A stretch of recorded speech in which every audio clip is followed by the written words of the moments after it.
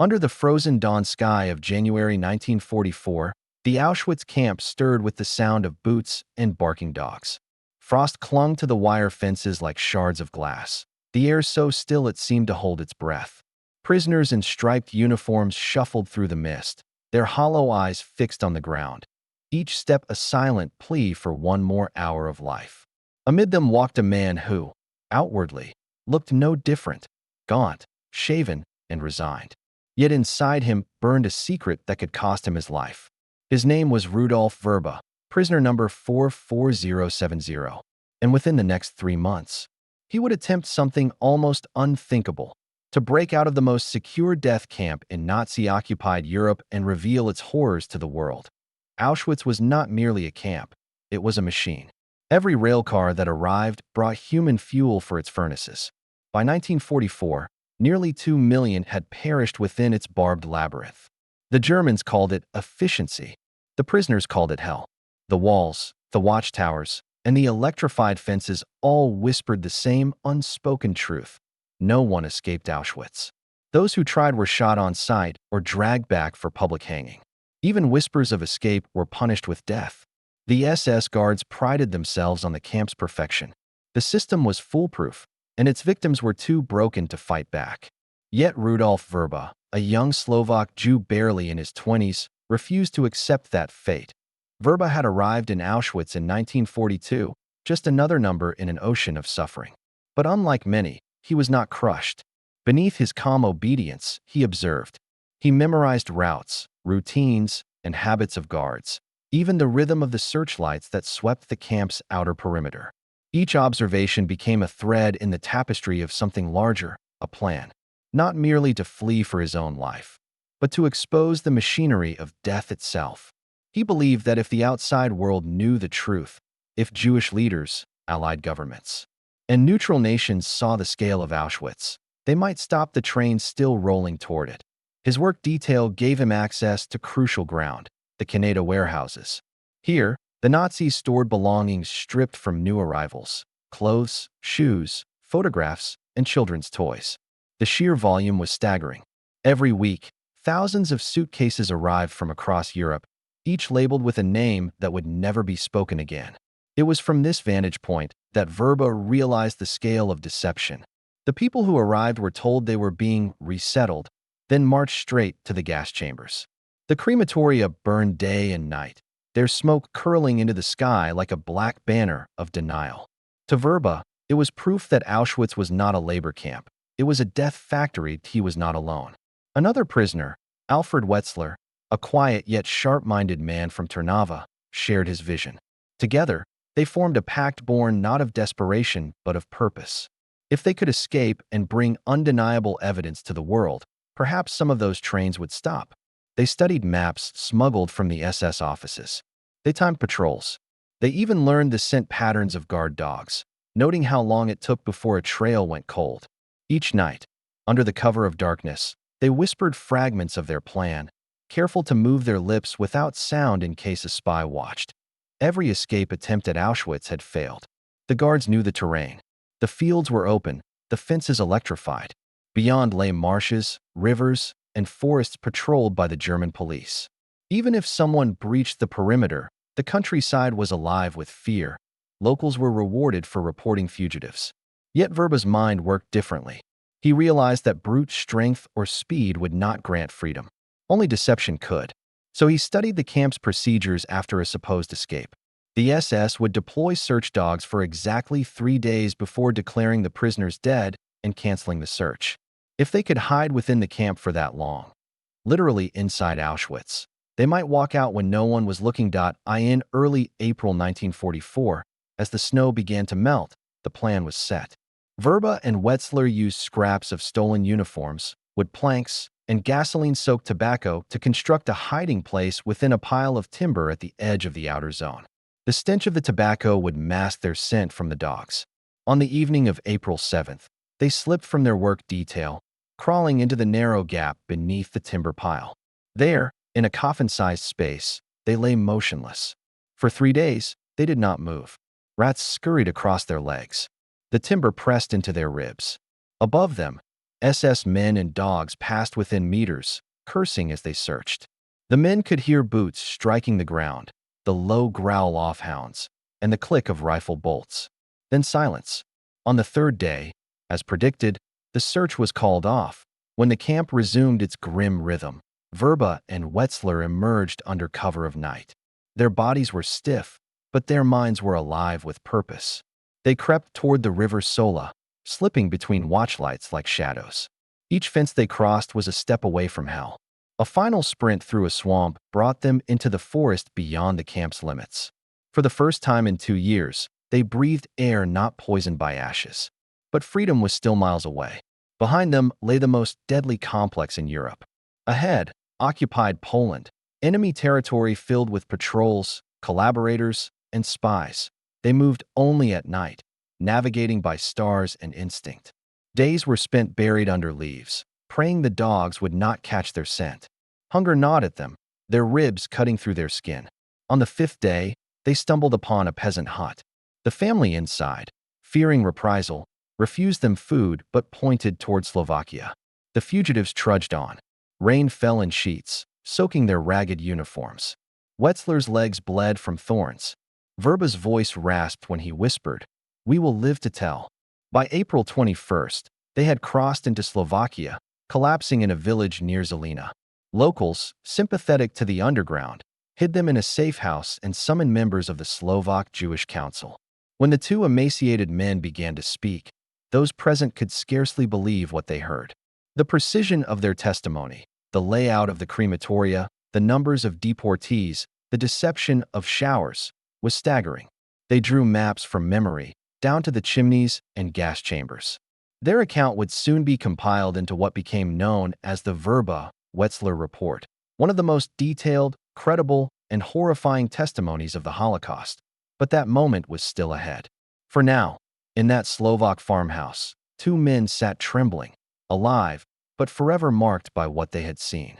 Their escape had defied the odds, shattered the myth of Auschwitz's perfection, and ignited the faint hope that truth might still pierce through smoke and denial. Yet even as they clutched a pen to write their memories, trains were still rolling toward the camp. Their time to speak had come, but would the world listen? The answer to that question would define the fate of hundreds of thousands.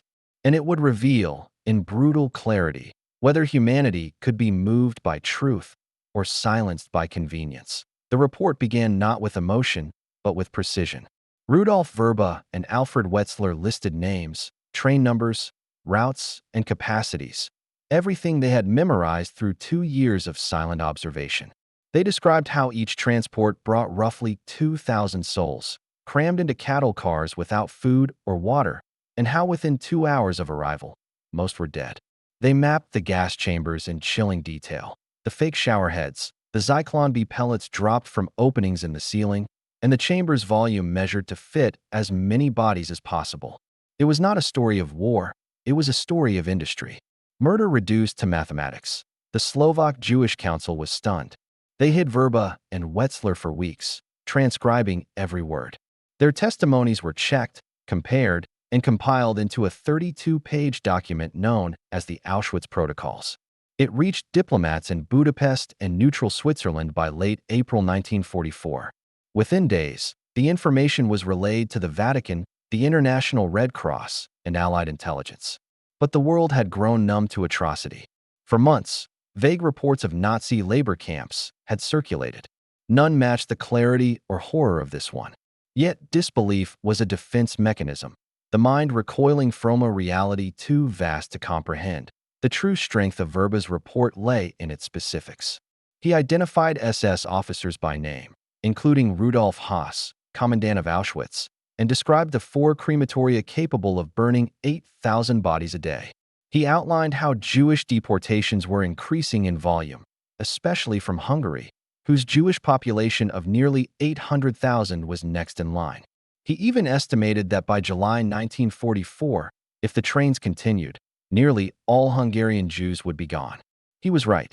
Technically, Auschwitz was a masterpiece of Nazi engineering, if horror can have design. Zyklon B, originally a pesticide, was adapted by engineers at Degesh, a German chemical company. The crematoria were built by TAF und Sohn, a firm from Erfurt that patented furnace systems to burn corpses efficiently. Camp records were managed by IBM punch card systems through its German subsidiary, Die Heimat, which allowed the SS to track prisoner populations with cold accuracy. Each component was a cog in the same machine. These details, once shared by Verba and Wetzler, forced a chilling realization upon the Allies. Genocide was not chaos. It was organized. As Allied intelligence reviewed the report, disbelief turned to alarm. In London, the War Refugee Board pored over its pages, their typists trembling as they retyped the testimony for distribution. In Washington, copies reached the State Department. Roosevelt's advisors debated its authenticity. Some believed it might be enemy propaganda designed to distract from the war. Yet as more corroborating reports arrived from other escapees, the truth became undeniable. By May 1944, the Allied world knew exactly what Auschwitz was and what it was doing every day. Inside Hungary, the situation was dire. Adolf Eichmann had arrived in Budapest to oversee the deportation of Hungarian Jews. In less than 8 weeks, over 400,000 were sent to Auschwitz, most gassed within hours of arrival. Verba, hearing of these transports, was tormented by guilt. He believed his report had come too late. But the tide was turning. The document reached influential figures: Pope Pius XII, the King of Sweden, and ultimately the Regent of Hungary, Miklos Horthy. Under mounting pressure from neutral governments and public outrage, Horthy halted the deportations in July 1944, saving tens of thousands of lives. Still, the decision had come after unimaginable loss. For Verba, survival was no victory. He later said he could still smell the smoke of the crematoria in his dreams. Yet his act had exposed the anatomy of genocide. The railways, the companies, the officials, all connected in a system that could only function in silence. By speaking, he and Wetzler had broken that silence. And the world could never again claim ignorance. Their escape was not the only attempt, but it was the most successful because it combined courage with data. The pair had thought like engineers, not just fugitives. They mapped the camp by memory, documented structures in proportion, and cross-checked details through observation. Their report was effectively a blueprint of Auschwitz, a technical document disguised as a confession. For intelligence analysts, it became a tool to identify the facility's infrastructure from aerial reconnaissance. Allied bombers soon had new targets. In June 1944, reconnaissance planes of the U.S. Army Air Forces photographed Auschwitz from high altitude. The images showed unmistakable outlines: rail sidings, long buildings with chimneys, and the rows of barracks. Analysts compared these photos to Verba's diagrams and confirmed the match. Yet despite this, the Allies made no move to bomb the camp directly. Officially, they claimed their priority was military targets, like oil refineries and rail hubs. Unofficially, many feared killing prisoners or being accused of targeting civilians. For Verba, this hesitation was unforgivable. He had risked everything to reveal the truth, only to see it buried under bureaucracy. Meanwhile, inside the camp, the SS noticed the shift. They tightened patrols, increased executions, and began dismantling parts of the extermination infrastructure as the Red Army advanced from the east. Prisoners whispered of 2 men who had escaped and told the world. To them, the names Verba and Wetzler became mythic, a reminder that even in the heart of mechanized death, rebellion was still possible. Technically, their plan had succeeded beyond any expectation. Statistically, escaping Auschwitz was near impossible. The camp's perimeter spanned over 40 square kilometers, lined with double fences electrified to 3,000 volts. Guard towers every 150 meters gave complete visual coverage. The death strip between fences was patrolled by 170 guards with rifles and machine guns. Beyond lay the cordon zone, where armed police and dogs scoured fields. Even if someone breached all that, they faced 200 kilometers of enemy territory before any neutral border. Verba and Wetzler had navigated that maze without maps or supplies, surviving 11 days in the wild. It was the most successful escape in Auschwitz's history. Their story spread through underground channels, printed in coded form by resistance newspapers, and smuggled into neutral countries. The London-based BBC later referenced reports from escaped Jewish prisoners describing mass gassings in Poland, though it did not name them. In Switzerland, the press began publishing excerpts from their document under headlines that shocked a continent drowning in war. The veil of secrecy around Auschwitz was tearing. And yet, amidst this revelation, both men remained haunted by one question. Why had it taken so long for the world to listen? Each paragraph of their report had been a plea not only for justice but also for urgency. The world had responded, but too late to save the 500,000 souls who followed the tracks to Birkenau. In their minds, the victory was incomplete. They had escaped hell, but hell had kept burning. Still, history would remember their act as one of defiance through truth. Their forbidden plan, conceived in whispers, executed in darkness, had pierced the silence that allowed genocide to thrive. The young prisoners had turned their own intellect into a weapon sharper than any rifle, exposing the architecture of death with the precision of engineers. But as the war raged on and Europe burned, their revelation raised one final, terrible question. Even when truth stands naked before the world, will humanity act or turn away again? When the gates of Auschwitz finally fell silent in January 1945, the snow concealed more than frozen bodies. It covered the remains of a world that had devoured itself. Soviet soldiers, wrapped in frost and disbelief, marched through the ruins and stared into what had once been the core of organized annihilation. They found heaps of clothing, human hair by the ton, mountains of shoes and spectacles, and half-destroyed gas chambers still reeking of cyanide. Amid that silence, the words of Rudolf Verba and Alfred Wetzler gained new meaning. What they had risked their lives to reveal months earlier now stood before the world as undeniable truth. The nightmare they had mapped in words was now visible in rubble, but the war was not over for the men who had escaped. Verba and Wetzler, freed but not free, found themselves drawn into new battles. Ones fought not with rifles, but with memory. Both men became witnesses, carrying their report into courtrooms, consulates, and classrooms. In 1946, copies of their testimony were used in the Nuremberg trials as part of the documentary evidence of genocide. For the first time, the architecture of extermination was not rumor. It was verified record. Their escape, once considered impossible, became a cornerstone of accountability. Yet for Verba, every official acknowledgement came with a pang of sorrow. He would later write that each recognition felt too late for those whose names were turned to smoke. The psychological toll of bearing witness was immense. Survivors often described liberation as a moment of confusion, not joy. Freedom felt hollow when it came at the cost of so many others. Verba, restless and consumed by anger at the world's indifference, left Europe for good.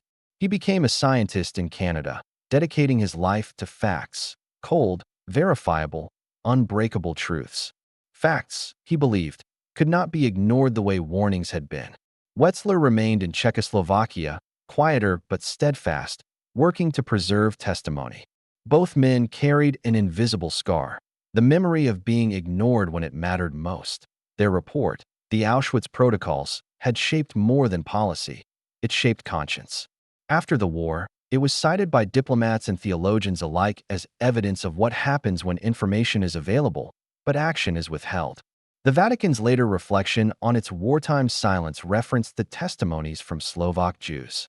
In Washington, members of the War Refugee Board admitted that Verba's document had been one of the most credible pieces of evidence they had ever received.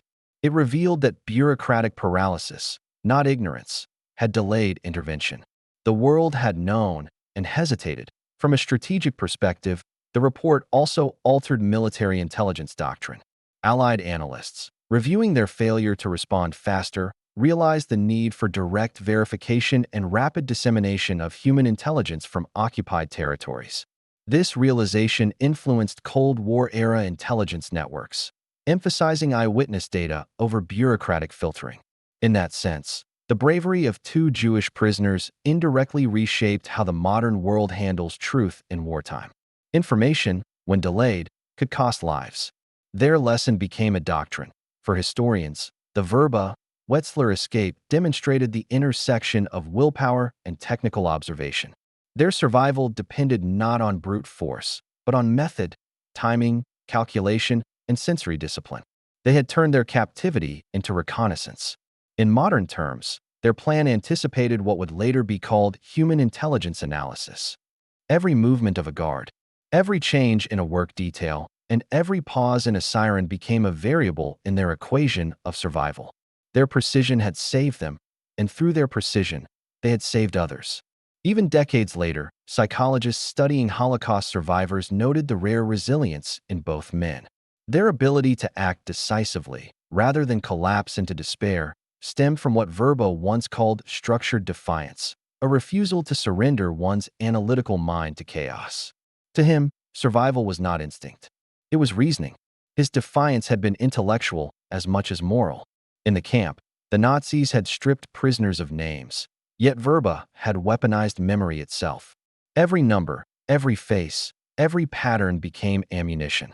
His forbidden plan had not merely been an escape. It had been an act of scientific rebellion that as time passed. Their story risked fading into the vast sea of wartime tragedies. But every few decades, it resurfaced like a signal flare. In the 1980s, declassified British documents confirmed that Allied intelligence had indeed received Verba's report weeks before the Hungarian deportations. Historians argued over whether bombing Auschwitz's rail lines could have been feasible. Some claimed it would have made little difference. Others countered that even a day's delay could have saved thousands. The debate underscored the haunting legacy of Verba's mission. When truth arrives, it demands a choice. The legacy also lived on in the people they saved. Among Hungarian Jewish families who survived deportation generations later, stories surfaced of grandfathers and grandmothers who escaped because the train stopped that July. Many had never known the names of the men who made it possible. Yet every life spared became an echo of the same defiance. Verba's forbidden plan had multiplied beyond its authors.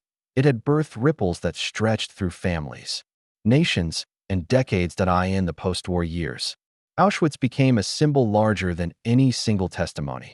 Pilgrims, presidents, and schoolchildren walked its grounds, tracing the paths between barracks and chimneys, listening to the wind whisper through rusted wire. Among the guides' voices, one story always stood apart: the story of two men who escaped not for survival, but for truth. Their journey had no weapons, no armies, no generals, only courage, memory, and paper. It was, in every sense, the war's most intellectual rebellion. By the late 20th century, Verba and Wetzler's account had become required reading in Holocaust studies. Their names appeared beside those of Frank and Primo Levi, symbols of testimony against oblivion. Yet Verba himself resisted the idea of sainthood. He once remarked, "I am no hero. I did what logic demanded when faced with madness." His humility carried the same gravity as his defiance. In a world drowning in ideology, he had trusted in observation, reason, and moral clarity, the tools of any honest witness. Theirs was a victory not of weapons, but of will. Against the most perfected system of terror ever built, they had proven that a mind unbroken could still fight back. Their escape tore a hole in the illusion of Nazi omnipotence, and, perhaps more importantly, in the world's apathy. In an age where lies spread faster than truths, their story stands as a warning written in history's darkest ink. Truth, they showed, can survive captivity, but only if someone dares to carry it beyond the wire. Today, when visitors stand before the remains of Crematorium 4, they often feel an eerie silence. But for those who know the story, that silence speaks. It tells of two men who lay hidden under timber and tobacco, who crawled through mud toward freedom not for themselves, but for the millions who could not. Their forbidden plan, conceived in whispers, executed in darkness, immortalized in testimony, did not end at Auschwitz's gate. It continues wherever truth defies indifference, as Rudolf Verba once said in an interview decades later, his voice steady with both sorrow and pride. "I escaped because I wanted the world to know. If even one life was saved, then I escaped for that life." In the final reckoning of war, their story is not about victory or defeat, but about resistance through knowledge. In modern war, where propaganda often outweighs conscience, their legacy stands as a monument of reason. For in the age of deceit, the greatest weapon remains what it always was: truth itself.